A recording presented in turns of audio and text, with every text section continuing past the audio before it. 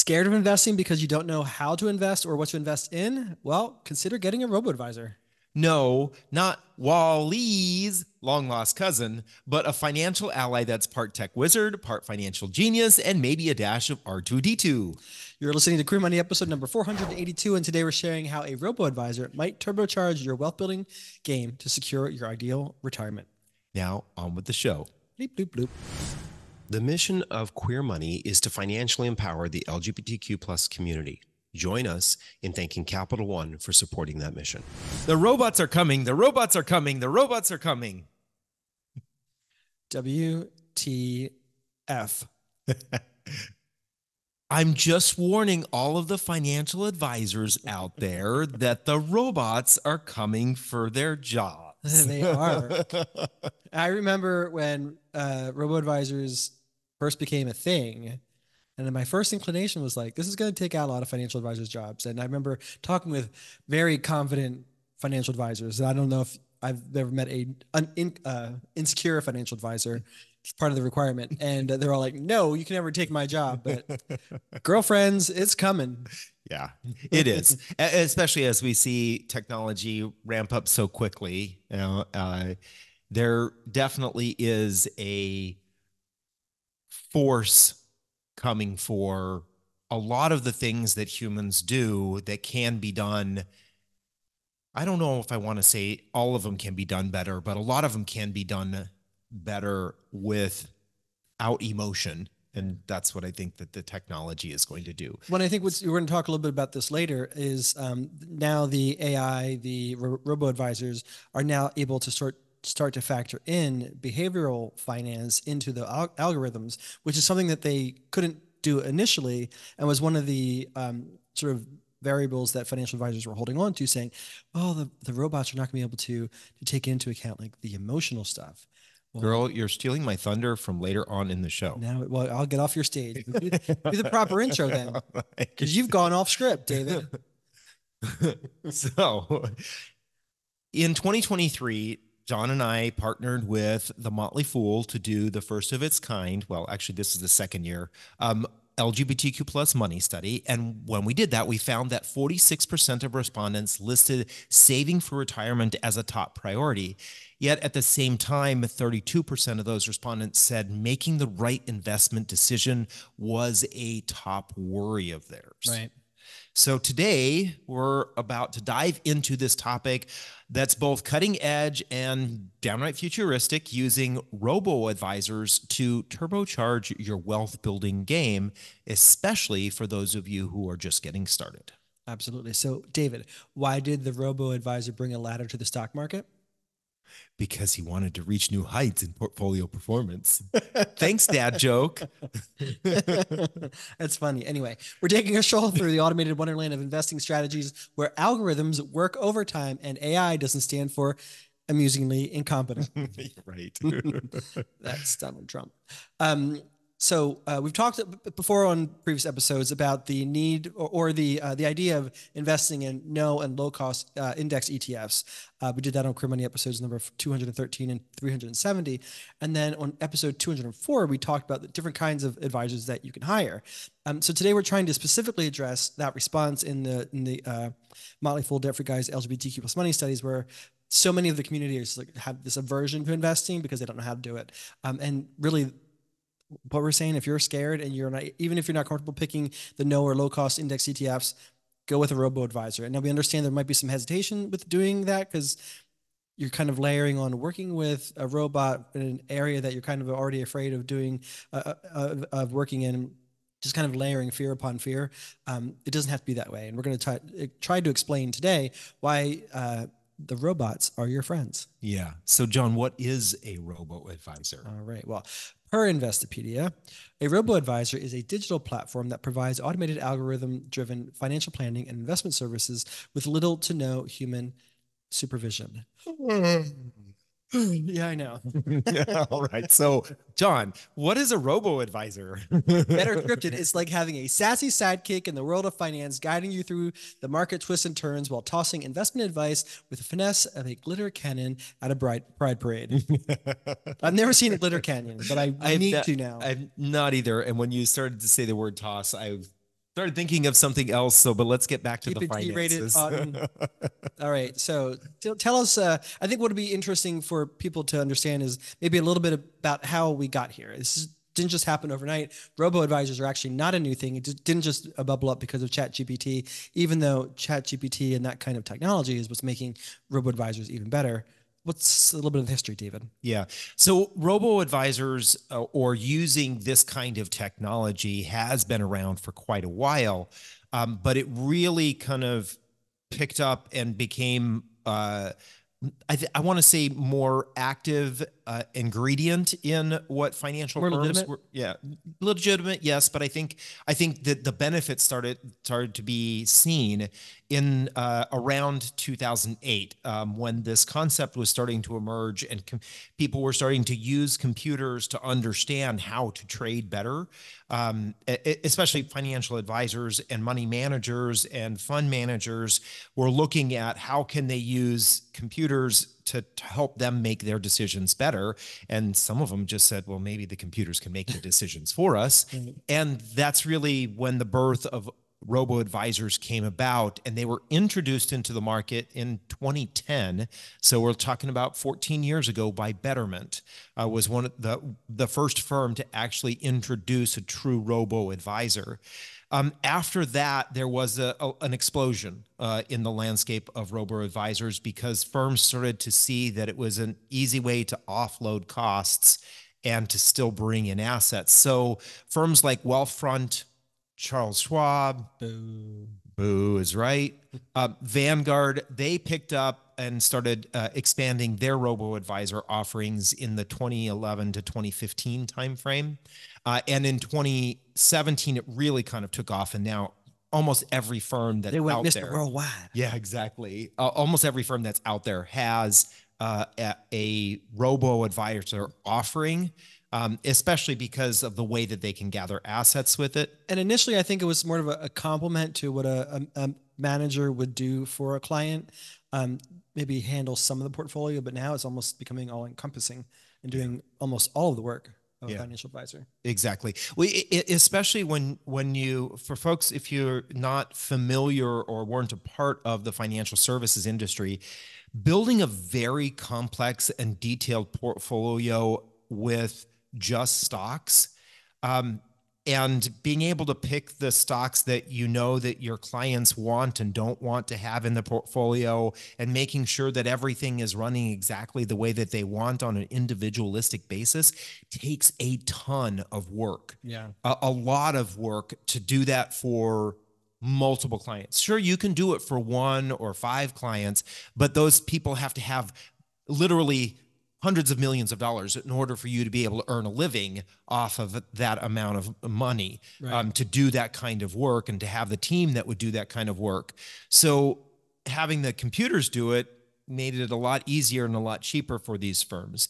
And it wasn't until around 2018 when robo-advisors actually started getting really connected with artificial intelligence, machine learning, and all of that, really kind of upped the game. And more recently, what we've seen is that now it's being customizable at that individual level, right? For somebody who says, I don't want sin stocks, or I don't want porn stocks, or I don't want Hobby Lobby. There's one we all don't want in our portfolio. You know, you can have that happen. You can say, I want an S&P 500 portfolio, but I don't want these 3 stocks in there because of the way they treat the Whereas LGBT. before, unless you were like the ultra wealthy client of theirs, they couldn't make that, they wouldn't invest the time or waste the time to make it that customizable for you because it was just too expensive, like you said. Where now is even those of us who aren't, you know, the multi-million, multi-billion-dollar investors, even though we might only have a couple 100,000, we can now say, please exclude Hobby Lobby from my portfolio, even though the rest of your book might still have Hobby Lobby. Exactly. Yeah. And for those kinds of money managers, they were oftentimes looking for individuals who had a minimum of $100,000 or $500,000 to invest in that one portion of their portfolio, right? So you have to have $500,000 to invest in large cap. You have to have $500,000 to invest in small cap. $500,000 to invest in international. So you see why this was really designed for. Excludes a lot of people. Yeah. And robo-advisors R2D2 and the like are stepping in, and they're taking those money managers' places. Right. Tired of all the credit card offers you get from your current credit scoring app? Download CreditWise by Capital One today to avoid them. So what are some of the ways that robo-advisors can actually help you turbocharge your wealth building, and sort of what are they actually doing on a actually literally a second by second basis? Well, there are a couple things that they're doing. They offer more cost effective investing simply because there's not a whole lot of human element in there, right? Your financial advisor typically has a team of people that supports them. And so you're paying for one to, any number of people's salaries, right? And that comes with all of the human elements that can increase costs. It also offers automated portfolio management. So the algorithms are constantly working, constantly crunching the numbers and making sure that your portfolio is properly balanced based on what your risk tolerance and what your goals are, your objectives, your time horizons, all those different variables. It's constantly managing to make sure you're not deviating too far from sort of a general bandwidth of that you don't want to deviate from based on market volatility. And so it provides diversification strategies that maybe financial advisors can't typically conduct at such a level of expertise, as well as tax efficiency management, which can get really, really complicated and costs a lot of time on a human financial advisor's table. But robot can actually do it a lot more, can be much more efficient in its tax efficient strategy. It's efficient with its efficiency. Yeah, right? exactly. We talked a little bit about tax harvesting on a couple episodes ago, 480 of the Queer Money podcast, and that's something that your financial advisor needs to consider, as well as your tax professional or your accountant. So it's nice in this regard, if you're going to use a robo-advisor, that's already being baked into the model for you, and you're not necessarily paying a whole lot more for that, like if you would for a human. Now, I don't know how quickly the evolution of AI is in accounting. I would guess it's going pretty quickly, but I haven't heard that. We're not tapped into that. Not yet. And then one of the other great things about using a robo-advisor, sort of what David alluded to earlier, you don't need to have a 500,000. You don't need to have 500,000 for this market cap, asset allocation, right? You don't even have to have 500,000 initially to invest at all. Some of these, Betterment and Wealthfront, have as low as, is it 25,000? Actually, some of those you can start off with investing as little as $5. Now, it's not going to be as customized at those levels. Oftentimes, you're getting into a slightly larger pool of portfolios, but it does allow you to start getting into the robo-advisor space. Yeah, at those really low levels. So if you've got $25,000 to $50,000 to invest, and you're thinking about, do I need to hire a portfolio manager? No, you don't, and you don't need to wait until you have the 100,000 to 500,000. You can actually definitely check out Vanguard, Wealthfront, Betterment, and there are any number of robo-advisors that you can consider. Great way for you to get into the stock market and have a much more optimal and efficient portfolio being managed by something other than yourself or another human. Yeah. So let's talk a little bit about some of the advantages that robo-advisors add, especially with the market that we've seen over maybe the last 4 years, right?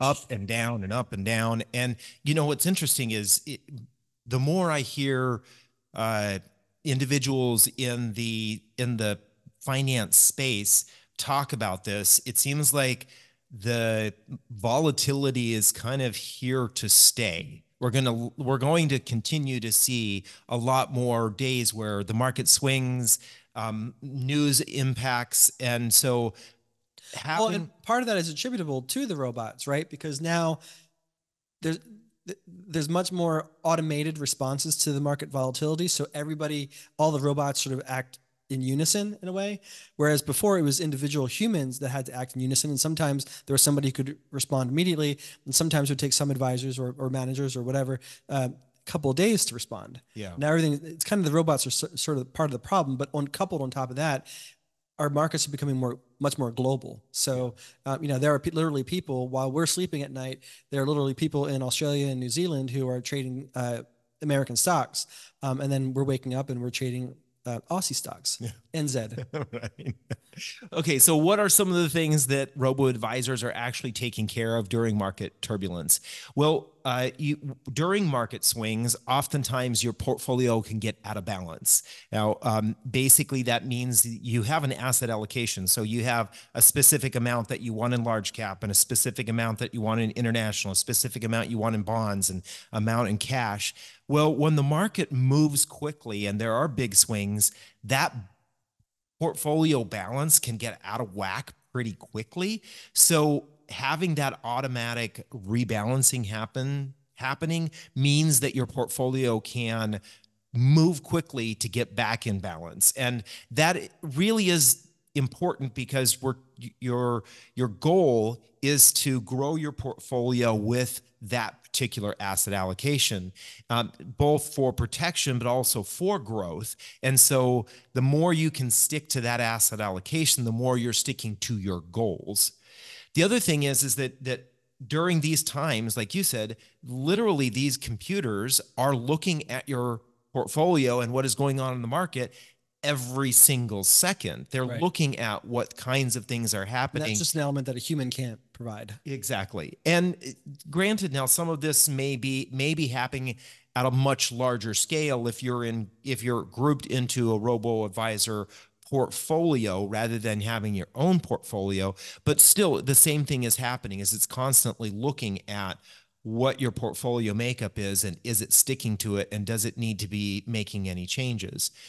And the nice thing about this is that a lot of times we think we know what our risk tolerance is. We all say that we're 100% okay with if the market were to drop 10%, but then the market drops 11% and we all shit our pants, right? And so what these robo-advisors can actually do is when they see the market going through these kinds of swings, it can literally message you, get in front of you and say, are you still okay with this risk tolerance?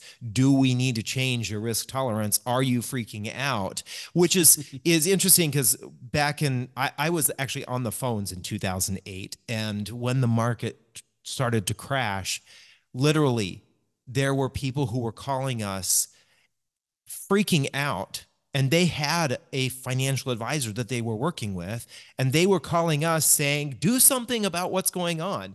Well, we would say to them, please call your financial advisor. You worked with them to build your risk tolerance profile. Money. Right. They're the ones who are responsible for making sure that you're okay with the risk tolerance assessment that you took and the way in which your portfolio was designed. Well, now the robots can basically kind of do that for you in reaching out to you and saying, hey, things are happening. Do we need to make some changes? Yeah.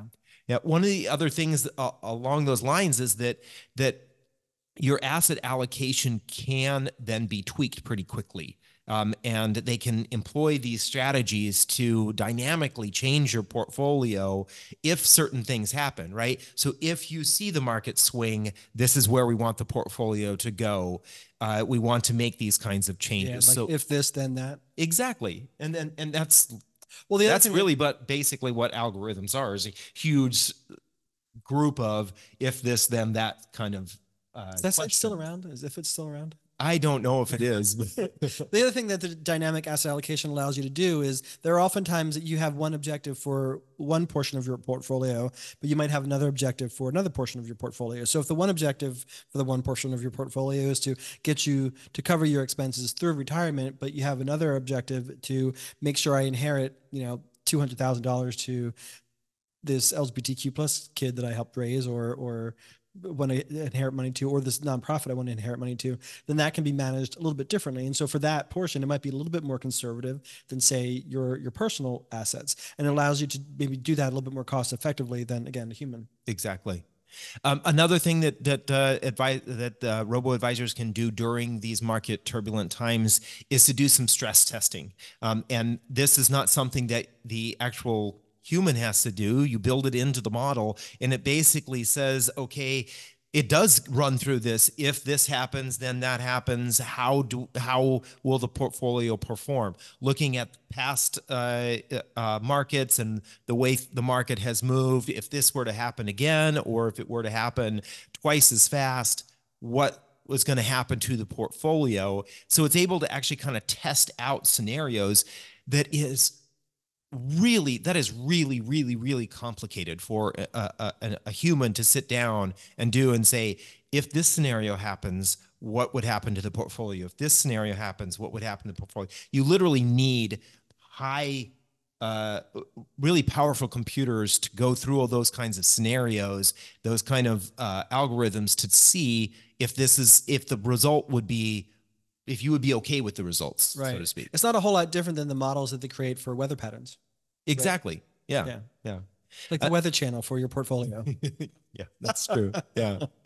And you alluded to this earlier, this whole idea of behavioral finance. We know that absolutely.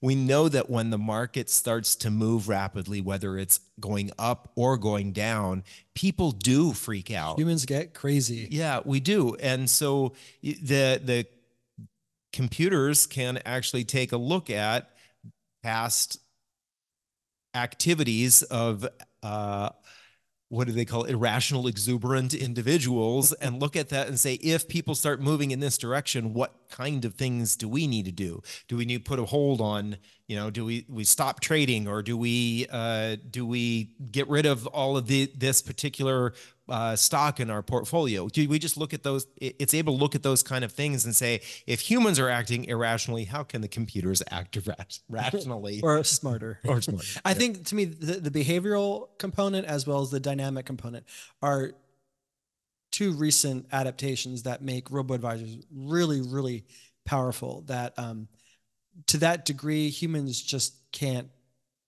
provide. Yeah, you're right. My thought. Yeah. Another thing is liquidity management. Liquidity management, if you're not familiar with the term, liquidity basically means how quickly you can turn your portfolio into cash. And especially for retirees, it's really important, right? To make sure that you have access to cash, especially if you're required to take your minimum required distribution. Every year, you're required to take a certain percentage of your portfolio out. You're supposed to cash out a certain portion of your retirement account. Well, if the market is going down, that is not when you want to be selling off your stocks, right? That's when most people want to. Yeah, exactly. But so the robo-advisor can actually, the algorithm can look at it and say, okay, is this the right time? Do we now take some cash because the market is up, or the portfolio is out of balance? And one of the ways to balance it is to pull some money or a portion of the portfolio over into cash, or maybe less likely to be volatile portions of the portfolio, so could easily be converted into cash. So it can manage your liquidity.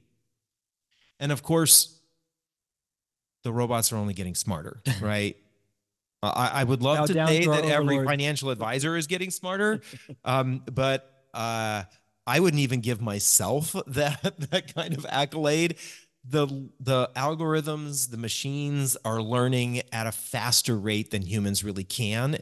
And so they're able to adapt and grow. And over time, that's why I kind of said, this is a warning to financial advisors who think that their job is to just sit there and help their clients' assets grow. It's going to change. Your job is going to be very different in the next 5 to 10 years than what it is now or was 5 to 10 years. It's still going to be fun and complicated. You're just not going to be a portfolio manager or a stock trader. You're going to become more of a financial planner. We're going to see more financial planners and more relationship managers, managing that relationship. Because the robot can't call and say, "Hey, how you doing?" Yeah, can't do that. Or so many individuals with the title financial advisor, all they care about is the $250,000, $500 million, $1.5 million that you have, and making sure that it's invested and that it's growing.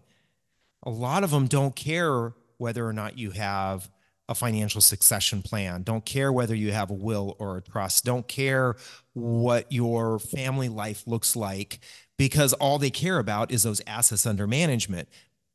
Those individuals will die away with the the increasing use of robo-advisors, and they will have to either quit their jobs or move into being that relationship manager, financial planner. And slightly off topic, that's why I think more LGBTQ plus people need to become financial planners or relationship managers, because there's that whole like life coaching, psychological support, therapist level kind of support that you're providing people to at some point. It's a much more esoteric position than say just managing numbers and trying to grow the numbers.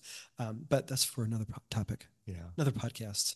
So from automating your investments to optimizing your portfolio through market twists and turns, these silicon companions are like the financial superheroes of the digital age. So stay tuned for your Crib Money takeaway from this episode. Start your journey to financial independence with a checking and savings account that doesn't nickel and dime you with fees. Get a Capital One 360 checking or 360 performance savings account at Capital One today. Thank you for joining us for another episode today. Get your Queer Money takeaway from this episode in this week's newsletter, as well as notes and links on what we discussed today about robo-advisors. Exactly. And then join us this Thursday when we cover the last state in our most affordable LGBTQ plus friendly city series. I can't believe it. Crazy. Which is the great state of Alabama. And then next Tuesday, when we talk about the #1 response that we got in all of our surveys from you is how to make money to keep up with the cost of living. We'll tackle that next Tuesday. Thank you and have a great week.